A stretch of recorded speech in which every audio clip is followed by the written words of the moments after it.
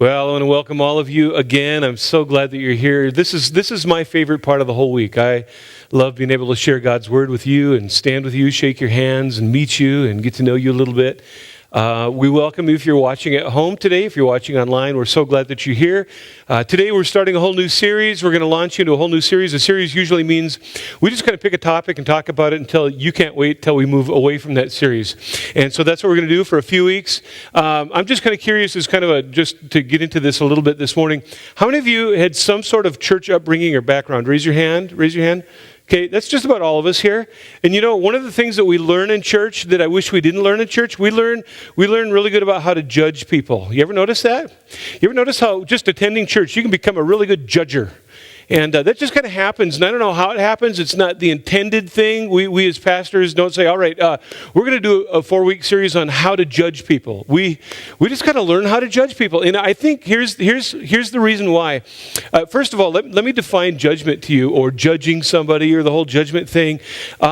Judgment really means to come to a conclusion about somebody or a circumstance before you have all the evidence. You really don't know anything, but you've formed an opinion, and you come to a conclusion about it, and that's just kind of the way it is. It becomes your truth. So maybe you've felt judged, maybe you've been a really good judger, and I think the reason we become such good judgers in church is because we've heard a lot of sermons, and we've read parts of the Bible, and so we kind of know the rules. And here's kind of the conclusion that we come to when we get into church. We don't start out that way. I mean, when we first maybe come to faith in Christ, and we just find Christianity, and we become a Christian and a follower of Jesus, we're just excited to be in church. We're just excited that our sins are forgiven.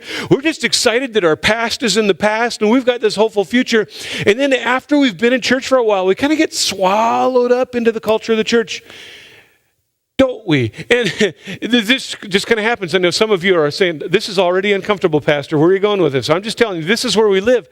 And I think the reason we become good judges is because we've heard sermons, we've read the Bible, and after a while, we kind of get this awareness that, you know what? When I start looking at the lives of other people that I go to church with, when I look at the lives of my family members, especially my brothers and sisters, and I kind of know the rules, I'm pretty sure that there's probably only 1 or 2 areas of life that I probably need to work on. They've got about 10 or 12, you know. We kind of come to that conclusion, don't we? Like, there's a lot of areas in their life they need to work on.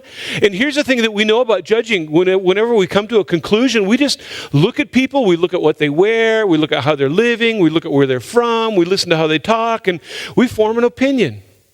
And it's somewhere along the line, we don't just form an opinion. We start stating our opinion, and we state our opinion as though it's fact. And let's just be honest about our opinions. They're always right, aren't they? You ever notice that about your opinion? And here's the thing about judging that I love. Judgment just means everybody should live the way I live. You ever notice that when you drive? I don't even drive. My wife drives. But here's what I notice. You all don't drive right. Because if you're in front of me, here's what I've noticed. If you're in front of me, you're driving too slow. You're supposed to be going the speed that we're going.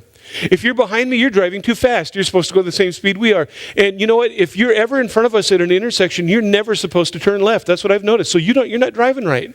See, I've just noticed that whole thing about people, the way they drive. And you should always use your blinker, right? Okay? I know how you should drive. You should drive like the Wallsteads drive, right? How many are with me on that? Say amen, right?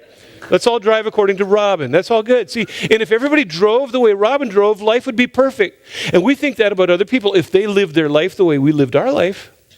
If they had the same moral convictions as we had, if they would conduct their lives or raise their children or date the kind of people or manage their money or speak the same dialect, if they just were like we were, I mean, everything would just be perfect, but people don't. And so we form some opinions. If they had the same attitudes that we had about stuff, we wouldn't have to judge. There'd be no need for judging, but that's just where we live.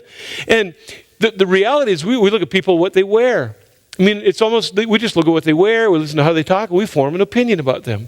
We've drawn a conclusion about them. We think we know the whole story, and right or wrong, we think that our judgment is always true. We just think that. And you know, here's the deal. We look at the way people are living. We look at the way they're conducting their lives, managing their money, whatever the relationship they're in.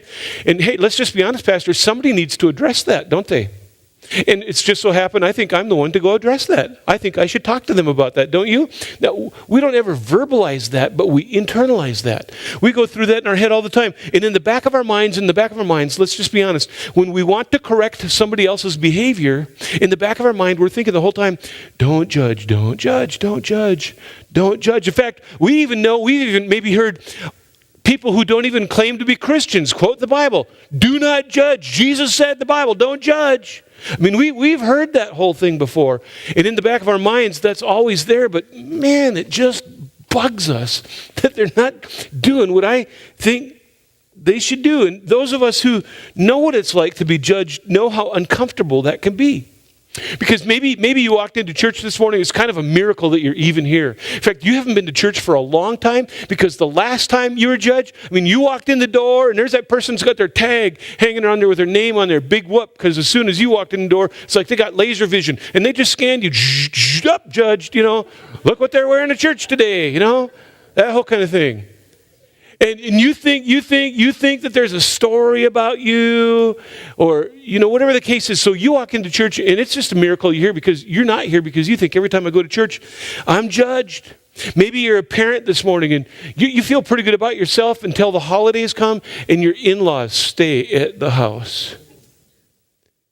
And maybe mother-in-law didn't say anything about the way you're raising your children, but you were under the scanning, you're a terrible parent, You need to parent the way I taught my son how to parent these kids and that whole kind of thing. So you know what that whole kind of thing is like?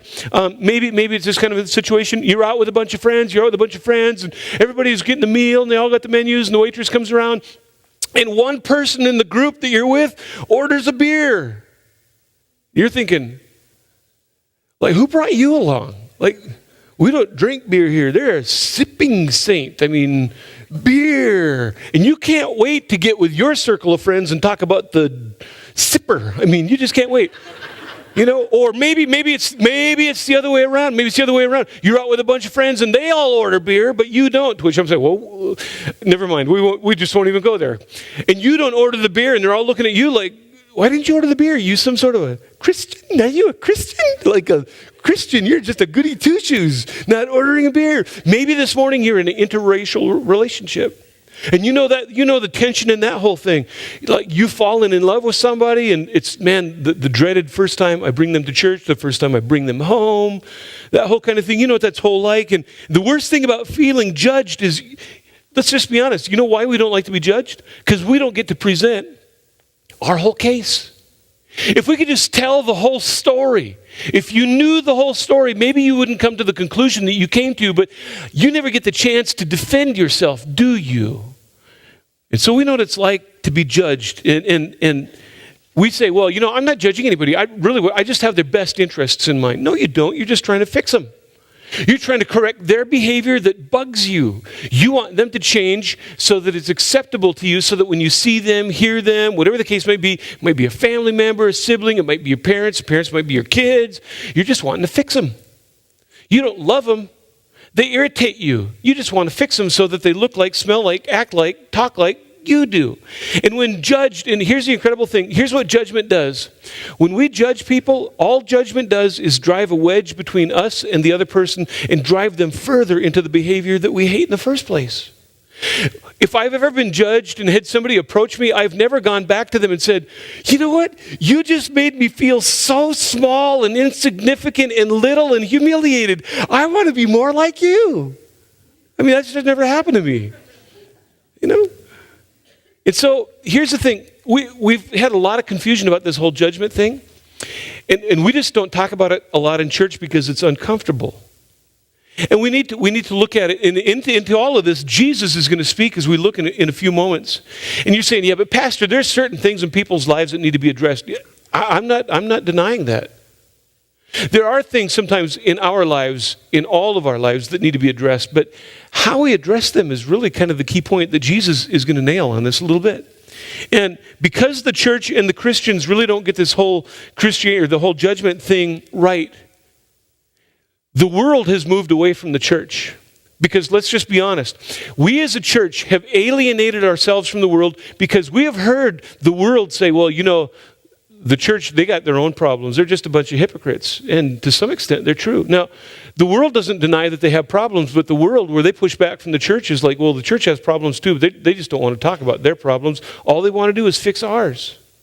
And so into all of this confusion about judgment, and when should we judge, and when shouldn't we judge, and how do we judge, and who do we judge, Jesus speaks to all of that. Now, before we even look at Scripture this morning, let me just pause for a moment and say, if you have come to this church or gone to a church and been judged because you're the unwed mother, because you have the tattoos, the piercings, interracial relationship, weren't wearing the right clothes, didn't stand or sit at the right times of the service, whatever the case might have been, I am so sorry.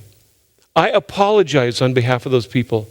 We need to get this right as a church so that we don't repeat that mistake time and time again and alienate people. And so Jesus is going to speak to how we should address this whole thing about judging. So if you want to follow along, we're going to go to Matthew chapter 7 in just a moment. And here's what I love about Jesus, the master communicator.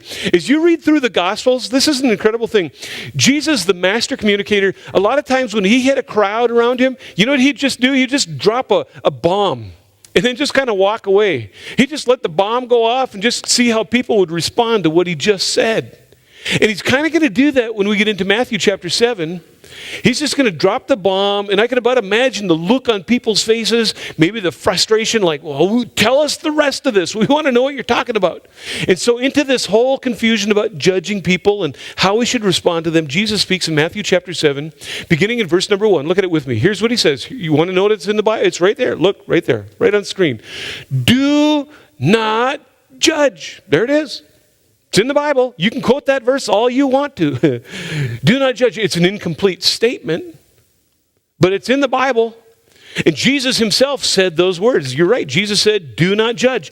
And then he goes on to say, though, let's finish out what he said here. Or you too will be judged. Well, like, judged by who? Judged by God? Didn't say. Judged by the church? Didn't say. Judged by my family? Didn't say. Judged by the pastor? Didn't say. It's not the point of the message. He just said, look, here's a principle involved. If you want to judge other people, just understand the judgment is going to come back upon you. And then he's going to explain a little bit more what he means. For, he uses the word for. Here's kind of an explanation of what I just got done saying in verse number 1. Verse number 2, in the same way that you judge others, you'll be judged. And with the same measure that you use, well, it's going to be measured to you that way as well. In other words, Jesus says, look, I don't want you to judge. Here's why I don't want you to be judged. I don't want you to judge because when you do, it's going to come back upon you in the same measure that you are using it when you give it to other people. And I don't want you to go through that. I don't want you to experience the judgment of other people. But if you insist on judging, if you want to come to the conclusion and draw conclusions about their thoughts, their opinions, their lifestyle, their activity, their behavior, that background, you can do that if you want to, but I don't want you to experience judgment. Because if you judge somebody, it's going to come back to you in the same measure of thoughts and attitudes and actions and conversations. Look, I just want you to avoid that whole thing. Isn't that great? Doesn't that seem like a great motivation for what Jesus said? Jesus said, don't judge. And people use that. They will hide behind that. We'll talk about that a little bit later. They'll hide behind that statement to protect their activity and protect their behavior. But Jesus said, look, the motivation for not judging is so that you don't experience the pain of the judgment that comes back on you. Well, you say, yeah, but Jesus, look. Have you seen, did you see what they wore to church? This needs to be addressed. And I know enough about the Bible. I'm right. I'm pretty sure I got a Bible. I've got chapter and verse that talks about wearing hats in the sanctuary. I'm pretty sure I can find a verse on that. Okay? I'm pretty sure I can find a verse about drinking coffee in church. I'm pretty sure I can. Are you with me on that? No, there's nothing there. Come and enjoy church. And Jesus said, look, if you want to judge, look, let me just give you a heads up. The point is not that there aren't problems. The point is, it's not that there aren't problems. The point is that when you approach somebody, I want you to apply the golden rule. Do you remember the golden rule? Do unto others before they do unto you. You're right. Okay. All you are laughing, you know that I got it wrong, right? Jesus is saying, look, if you're going to judge others, you need to judge them the way you want to be judged. It's a reality. You're going to get judged. If you knew, here's the thing. If you knew that you were going to be judged by somebody, if you knew that you were going to be judged by a particular individual, wouldn't you want the opportunity to plead your case? Okay, wait. Before you draw that conclusion, like if you're standing before Jesus on Judgment Day, you want to be able to plead your case. Jesus, well, here's the reason why I am the way I am. Well, when I was 6, my parents divorced, mom remarried, and he was an alcoholic, and I was abused, and mom was never home, and he was abusive to me, and that whole kind of thing. And I was just looking for acceptance from somebody, so I started hanging out with the wrong friends, the wrong crowd. Mom and dad didn't say anything. They were doing drugs. I did drugs. One night I got drunk and got this tattoo of the Vikings on my chest. I don't know why that whole kind of thing happened. And then I just got into bad relationships. And then I started, living with her, living with him. We had children together, that whole thing. And it all started back when I was 6. And we want to tell that story. And it's so much so that Jesus is taking his hanky. Oh, Chris, you poor idiot. I mean, yeah, you should be forgiven. I would never judge you for that. I totally understand your case. Isn't that the way we want people to deal with us before they come to a conclusion about us? Hey, hear my story. Find out my background. Find out what's going on inside of my heart and inside of my life before you draw an opinion or render a judgment on me. Isn't that true, church? It's true, right? I know it's true because I said it, right? All right. So anyway. In other words, what I'm saying is, if you're going to judge me, hey, I want the same kind of slack you want if you're going to be in a judge situation. Because maybe there's more to the story than you know. So before you come to your conclusion, please take some time to get to know who I am and why I am the way I am and what I'm doing. Now Jesus asks this incredible statement in verse number 3. This is a challenge to all of us. And before I even get to verse number 3, let me just tell you, I thought about preaching this a long, long time ago to you guys, but it just wasn't the time. And I waited on this, and I just kind of camped out on this verse in my devotional time, and I thought, man, this is just where we're at. But it wasn't time, and I just felt like in the life of our church and where we're at culturally and what's going on, I think now's the time to talk about this. And so Jesus now, when he talks about the whole judgment thing, asks this incredibly challenging question in verse number 3. Look at verse number 3. Why? Why do you look at the speck of sawdust in your brother's eye? Pause. Why?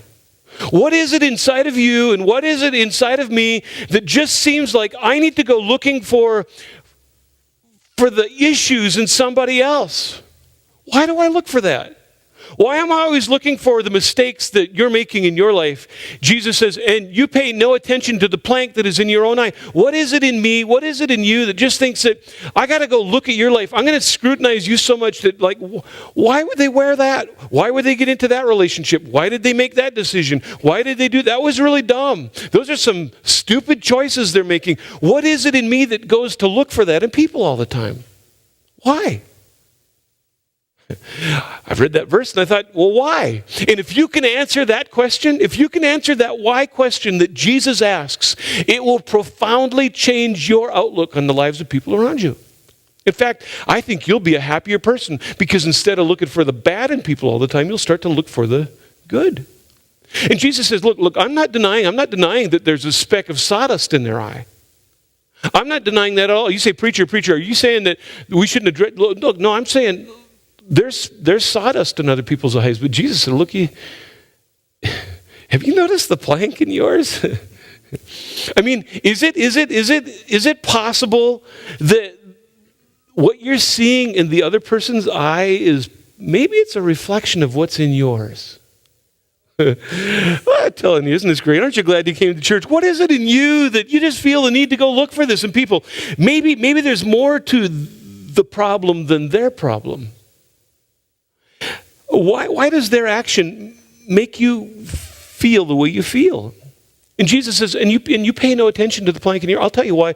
I'll tell you why I pay no attention to the plank in my own eye. You want to know? I mean, I've prayed through this whole thing, and I'll just tell you from my standpoint, I'll tell you why I pay no attention to the plank in my own eye. You know why? I don't have one. All right? And I think if you took some time to pray about this, you'd find out you don't have any planks in your eyes either, right? Somebody told me after the last service, they said, I got a plank in my eye. I know I do, but it's got a knot hole in it so I can see through it, you know? All right. So, okay. All right. Just telling you. What we have to ask ourselves is, before we start looking for the speck of sawdust in somebody else's eye, is there anything like in my life that maybe Jesus wants to talk to me about? Is there something inside of me? And then Jesus asks another question. This is kind of funny. It's humorous. In verse number 4, he says, look, how can you say to somebody that you work with, your sibling, your brother, your sister, your children, your mom, your dad, your employer, the other person that sits in church with you on Sunday, how can you say, let me take that speck out of your eye? The teeny weeny little speck. Let me take the teeny weeny little speck out of your eye. And you got a plank in yours. I mean, there's humor involved in this whole thing. You got to imagine this. Let's say I'm going to go down here to Sarah, and I'm going to take a speck of sawdust out of her eye. There's 2 strikes against this whole situation. Number 1, I'm blind. Number 2, I got a plank in my eye. But Sarah, trust me, it's going to be okay, all right? I'm going to have the most compassion I can possibly have as I remove the speck out of your eye. So Jesus interjects a little bit of humor in this whole thing. He's saying, like, you can't take the speck out of their eye when you have a plank in your own eye. Because whatever you see in them might be a reflection of what's in your own eye. So suppose, are we just supposed to ignore then the issues? No, Jesus says, look, I know there's issues. I know there's stuff in other people's lives that needs to be addressed. But we need to address this the right way. What kind of a person would you want to do eye surgery on you? I want somebody to do eye surgery on me. I want somebody who knows what I am going through. I want somebody who's looked in the mirror, saw the plank, realized how painful this is going to be to take this out, and through a process of prayer and whatever God is doing in their life, they remove the plank out of their eye, and it was difficult, it was hard, it was messy, it was painful, all of those things. Now I can approach somebody with a speck of sawdust, the same thing I had in my life, and say, you know what? I've been where you've been. I know how difficult this is. I've been the single parent. I've been the alcoholic. I've been the addict. I've been the one that got left for another woman. I've been that person. I've been the one who was so lonely, I just felt I needed to draw attention to myself by the way I conducted myself. I've been in the same situation you've been. I've made the compromises because I just wanted a relationship. I've been there. And I know how much your life hurts right now. Let me tell you that I love you and I care about you. Isn't that the kind of person you want to come to you? You don't want Sister Spupufnik, who's been at church on Sunday, and she knows the rules. You need to stop that. You need to start that. You need to change that and get that off your head and go down and get that removed and get those taken out. And then Jesus will love you. I mean, that's love, isn't it? And that's kind of the way the church has been for a long, long time. And then Jesus, if this isn't enough, his audience is standing there probably with their mouths hanging open just thinking, wow, we didn't plan on hearing this when we came to church today. Look what he says in verse number 5. You hypocrites. Aren't you glad you came? You hypocrites. You know what a hypocrite was? It was an actor. Jesus said, look, I know you because I've been around you. I've circulated around all of you in the market and in the community. When you're in the presence of somebody else, you talk all nice to them, shake their hand, smiley, hug, isn't Jesus good, all that. And then as soon as they're gone and you're in the company of your friends, you act completely different and you talk about them. I've seen that. So that's why Jesus says, you hypocrites. No, I didn't say that. Jesus said that just so that you still like me at the end of the sermon, right? Okay, I just want to make sure we're clear on that whole thing. He says, look, I'm not denying there's a problem. But before you address their problem, why don't you come with me in the bathroom? Let's go look in the mirror for a minute.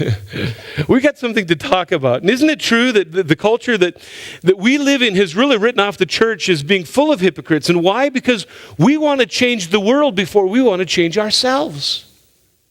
We want to change the conduct and the activity. We want to change it through regulation and rules and commands and demands. And Jesus, before he wanted to change the culture, he changed the heart. If he changed the heart, he changed the person. And in order to change the heart, you got to be willing to do some plank inspection in the mirror. It's not that we shouldn't go look at the speck of sawdust in other people's eyes. It's just before we get there, let's be introspective a little bit. You don't see your own problems. Sometimes all you see is my problems. And people react to that. Now, Jesus has a solution to this whole thing. That's the great thing about Jesus. He doesn't just throw the bomb out there and say, well, there it is, work with it. Jesus said, look, I got an answer for you. Here's the solution to the whole issue that we're dealing with. Ready? First. So first means there's two things we're going to have to do. First, he says, take the plank out of your eye. First, go look in the mirror before you have this propensity, this desire, this something inside of you that just like you're just obsessed with specks and got to go look for specks. That's fine, but before you do that, why don't you go look in the mirror first and say, I wonder, Jesus, do I have any plank issues? I know the answer to that. Because Jesus said, first take the plank out of your own eye. Just do some prayer and some self-examination on your own life. You need to address these things. Look, I understand that there's things that need to be addressed, but let's talk about the things inside of you first. So first, this is what we do. Then, secondly, look what Jesus says, and then you'll be able to see clearly to remove the speck from your brother's eye. Oh, I get it. So they do have a problem. Well, we've been saying that all along. We haven't denied that there's things that we need to talk about or to address. But Jesus said, first, it's you, and then it's them. First you, then them. It's not always just them. Them. They, you, them, they, he, she, my brother, my dad, mom, dad, my siblings, all that kind of stuff. No, Jesus said, look, first it's you. And then it's them. Be prepared to have a conversation that won't move you away from somebody in a relationship, but really draw them closer in a relationship to you and to God. That's what we need to do. If we come to terms with our own sins, maybe then I'll have the right attitude to address the things in other people's lives.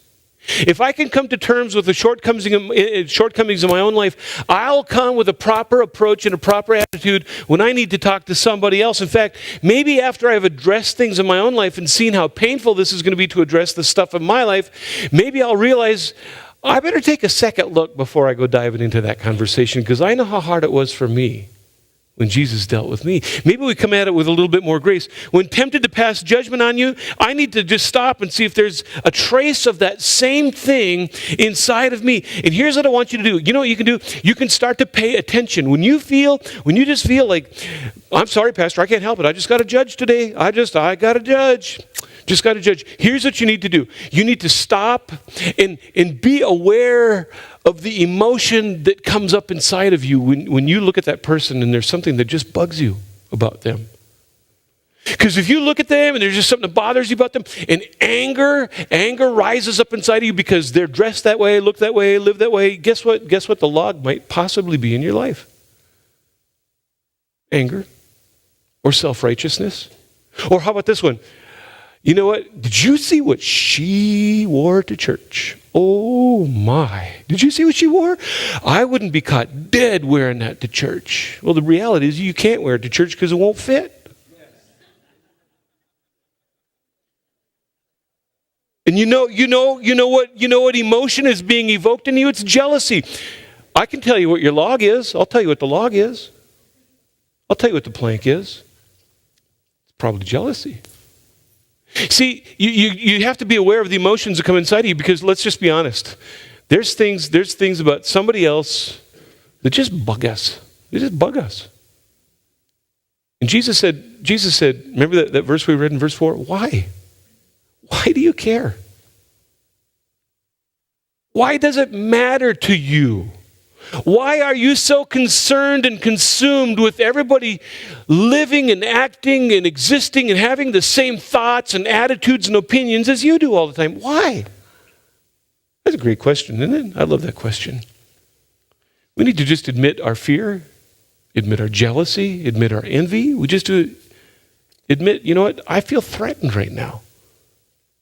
I'm scared and I don't know what to do. Ask yourself, does their sin bother me really so much that I feel like I got to correct it all the time? Parents, look, you can alienate a relationship with your students. You might be right. You might be right. I mean, you've lived through life. You've lived through life, and I know how this whole thing goes.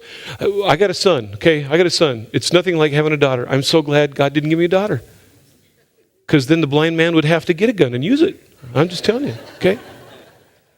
But look, they bring him home, and you're rendering, I mean, you've already made a judgment. You just, like, you looked at him like, you are not touching my daughter. There ain't no future with that girl. You just get on down the road. Drive that old sloppy, whatever it is you're driving down the road. Just get on down the road. Look, your judgment might be right, but your approach is all wrong. Because what you might do is just drive your child into their behavior a little bit deeper, and you just drove a wedge between you and them. Come with a right heart and a right attitude. If you're the one being judged this morning, let me just talk to you for just a little bit. If you're the one who has ever experienced this, I feel judged. I don't want to go to church. I don't want to see the people I've been to church with. I feel judged. And all they're going to do is judge me. Well, let me just first say, that right there is a judgmental statement. Okay? Second of all, is it possible that somebody just genuinely and sincerely cares about you? And they're looking at the speck in your eye, and they had the same thing in their eye at one time. And they are honestly concerned about you, and they say, you know what, if you continue to just go through life with that speck in your eye, look, I see the outcome. I see what's going to happen. And I want you to avoid the same heartache that I've experienced in my life. Is that a possibility? Sure it is. And stop hiding behind, don't judge me. Because I've seen too many people use that to just be an excuse to continue doing what they're doing.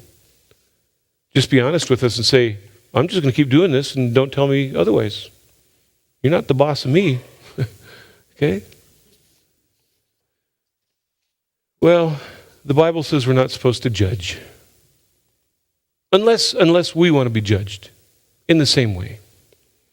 So here's where we end. This is where it all lands. We're done now. What are we supposed to do? What are we supposed to do? Well, Jesus, remember the whole thing, just said, look, don't judge, because if you do, I mean, you can if you want to, but if you do, just be prepared. It's going to come back on you. And I know how much it hurts to be judged, and I want you to avoid that pain. I want you to avoid that kind of pain. If you really see things that honestly and sincerely need to be judged, I mean, I don't know why you're looking for specks in people's eyes, but let's say you weren't even looking, but you just noticed the speck is there. You might have a right motive, you might have a wrong motive, but you're not going to know if it's a right motive or a wrong motive until you first go look in the mirror and say, is there any of that in my own eye? And then work through the removal process, extracting the plank out of your eye. Then you might have a right heart with right motives to go to the other person. And you know what? This just falls in so many areas. We look at the way people live.